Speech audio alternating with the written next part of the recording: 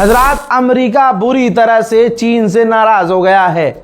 अमेरिकी ऑफिशियल ने कहा है कि जो ईरान के टैंकर को हमने सीज किया और जब हमने उसे चेक किया तो उसके अंदर मिसाइल बनाने वाले केमिकल्स थे और वो टैंकर चीन से आ रहा था, जिसके बाद अमेरिका में हड़कंप मच गया। डोनाल्ड ट्रंप ने खुद कहा कि मुझे यकीन नहीं हो रहा है कि शी जिनपिंग को जब मैंने कह दिया था तो उन्हें मेरी बात समझ में नहीं आई। अमेरिका के ऑफिशियल्स ने कहा है कि हमने पहले ही चाइना से कह दिया था कि ईरान को किसी तरह का मटेरियल ना दे, लेकिन ईरान चीन को मिसाइल कंपोनेंट दे रहा था। ये जानकर डोनाल्ड ट्रंप को बड़ा झटका लगा है। मैंने पहले ही कहा था कि हालात बातचीत करने वाले है ही नहीं। एक और ईरान के टैंकर को दिन के उजाले में सीज किया है। देखिए, अमेरिका ने एक और टैंकर ईरान का जो है, ये जो ऑरेंज कलर का आपको बड़ा सा टैंकर नजर आ रहा है, इस पर उतर कर जांच पड़ताल करके मेरे पास अपडेट ये आ रही है कि भैया इसको भी सीज कर लिया है। तो जाहिर सी बात है ईरान किसी भी हालत में ऐसी कंडीशन में बात करने के लिए राजी तो होगा नहीं। अब दोस्तों आगे जान लीजिए, ईरान के सैयद मोहम्मद मरांदी, ये वो व्यक्ति हैं जो डेलीगेशन में शामिल थे, जो पाकिस्तान बात करने गई थी और टॉप डेलीगेशन में हैं। भाई उन्होंने जो ट्वीट किया है ना, उसके बाद दिमाग घूम रहा है मेरा। ये देखिए, उन्होंने कहा है कि यूएई, जो भी लोग यूएई में, कतर में, बहरीन में, सऊदी और कुवैत में रहते हैं, एवरीवन लिखा है, सबको वहां से निकल जाना चाहिए। और जो सेलर्स, जो मछुआरे, नाविक हैं जो पर्शियन गल्फ में हैं, उन्हें तुरंत वहां से निकल जाना चाहिए, जहाज छोड़ देना चाहिए।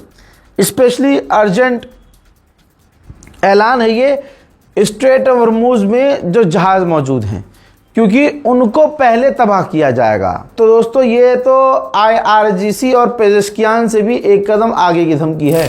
पाकिस्तान के इंटीरियर मिनिस्टर ने कहा कि 22 अप्रैल को सुबह 4 बजे करीब सीज फायर खत्म हो जाएगा, जिसकी चिंता सभी को है। और यह भी कंफर्म किया है कि अभी भी हम दोनों पक्षों को मना रहे हैं कि कम से कम पहले सीज फायर तो एक्सटेंड कर लो। बात करना ना करना वो बात की बात है, लेकिन सीज फायर एक्सटेंड कर लिया जाए। हजरात, कुल मिला के बात ऐसी है कि अमेरिका एक तरफ, ईरान तो मैं शुरू से बता रहा हूं, 3 दिन से बता रहा हूं, बात करने को अमेरिका से राजी नहीं है। उधर ईरान के ऑफिशियल ने फिर कह दिया कि भैया हमारे पास तो बहुत सारे सरप्राइज हैं, दोबारा जंग शुरू हुई तो सरप्राइज पर सरप्राइज बहुत अच्छा देंगे। ईरान डील करेगा भी क्यों, बातें ही ऐसी की जा रही हैं। जरा ये देखिए, डेटा के हिसाब से मिडिल ईस्ट में भारी मात्रा में अमेरिका अभी भी अपनी फौज और फौज से ज्यादा हथियार भेज रहा है। ध्यान से सुनिएगा जो डेजिग्नेशन में बता रहा हूं।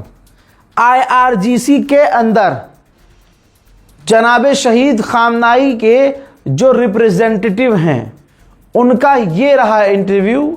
पब्लिक डोमेन में खड़े होके कोई झूठ तो बोल नहीं सकता। उन्होंने कहा कि अब हमारे पास अमेरिका से बात करने का कुछ बचा नहीं है। ऐसा कुछ नहीं है जिस पर खड़े होकर अमेरिका से बात किया जाए। बात घूम फिर के वही आ गई है, ईरान के द्वारा, ईरान के ऑफिशियल्स के द्वारा अमेरिका से बातचीत को रद्द किया जा रहा है, मना किया जा रहा है। मेरे दोस्तों, जो टैंकरों को ट्रैक करने वाली संस्था है वो बता रही है कि अमेरिका के नेवल ब्लॉकेज के बावजूद, अमेरिका ने जो ब्लॉकेज किया है उसके बावजूद अभी भी ईरान का जो ऑयल एक्सपोर्ट है टॉप लेवल पर है। उधर चाइना भी भड़क गया है और चाइना ने कहा हमारे खिलाफ झूठ फैलाया जा रहा है, हमने ईरान को कोई केमिकल, कोई इस तरह की चीजें नहीं भेजी हैं, बदनाम करने की साजिश रची जा रही है। हजरत, ईरान की एम्बेसी जो क्यूबा में है, उसने स्ट्रेट ऑफ हॉर्मुज का एक वीडियो शेयर किया है।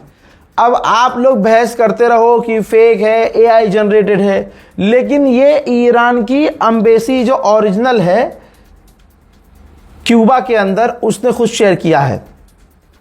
आप ट्वीट देख लीजिए, लिखा है incredible, look at this, the Hunter fail into his own trap, leave a comment on this adorable video, go for it.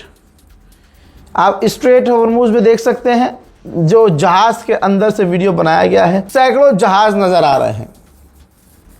ये वीडियो AI भी नहीं है, क्योंकि समुद्र में इस उड़ते हुए जहाज की परछाई भी बनती हुई नजर आ रही है। उधर मोसाद ने किया है कंफर्म कि पिछले साल हमारा एक एजेंट ईरान में मारा गया था, लेकिन उसने ईरान में काफी बड़े ऑपरेशन कामयाबी से किए। फिलहाल के लिए दोस्तों इस खबर में इतना ही। जल्द लौट के आऊंगा और भी बड़ी जानकारी के साथ। तबीयत सही नहीं है, दुआ में याद रखिएगा। जय हिंद।